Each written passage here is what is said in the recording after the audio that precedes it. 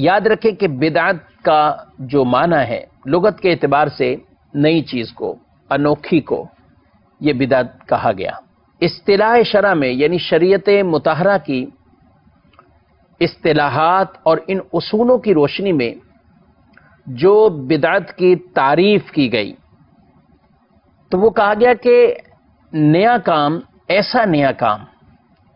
جو اسلامی شرعی اصولوں سے ٹکراتا ہو یا کسی سنت اور حدیث کے مخالف ہو، وہ کام بدعت سیئہ کے زمرے میں جاتے ہیں۔ اور وہ نیا کام جو کسی سنت یا حدیث سے ٹکراؤ نہ ہو، اس کی وجہ سے کسی سنت یا حدیث سے کوئی ٹکراؤ نہیں اور وہ مخالف شرع بھی نہیں، تو یہ بدعت درست اور اسے بدعت حسنہ کے نام سے بھی تعبیر کیا گیا۔ بیسک بدعت کی دو قسمیں ہیں،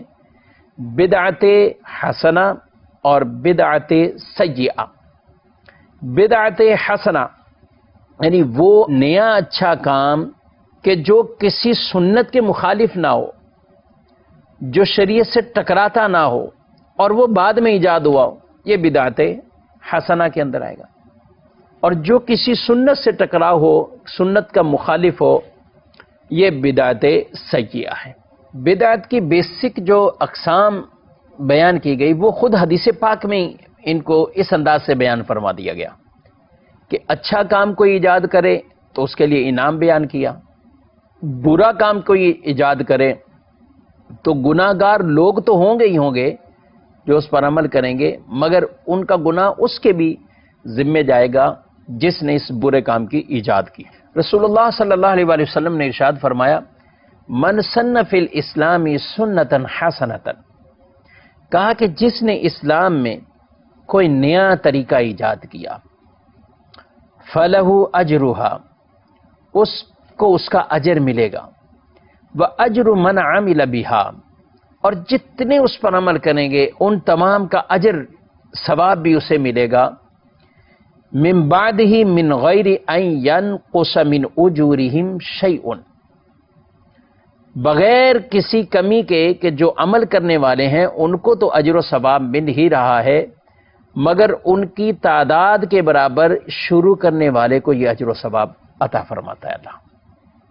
یہ اجر و ثواب اسے بھی اللہ عطا فرماتا ہے جس نے اس کام کو ایجاد کیا۔ آگے ارشاد فرما دیا، وَمَن سَنَّ فِي الْإِسْلَامِ سُنَّةً سَيِّئَةً، کہ جس نے اسلام میں کوئی برا طریقہ ایجاد کیا، کان علیہ وزرھا، اس پر اس کا گناہ ہے، وَوِزْرُ مَنْ عَمِلَ بِهَا مِنْ بَعْدِهِ مِنْ غَيْرِ أَنْ يَنْقُصَ مِنْ أَوْزَارِهِمْ شَيْءٌ، کہا کہ دوسروں کا بھی گناہ اس کے ذمے اور ان کے اپنے گناہ میں کوئی کمی نہیں، یعنی یہ نہیں کہا جائے گا کہ جنہوں نے عمل کیا ان کو نہیں ملے گا، صرف شروع کرنے والے کو گناہ ملے گا، نہیں، بلکہ ایجاد برا طریقہ جس نے کیا اس کو بھی گناہ ملے گا، اور جو اس پر عمل پیرا ہیں ان کو بھی گناہ ملے گا۔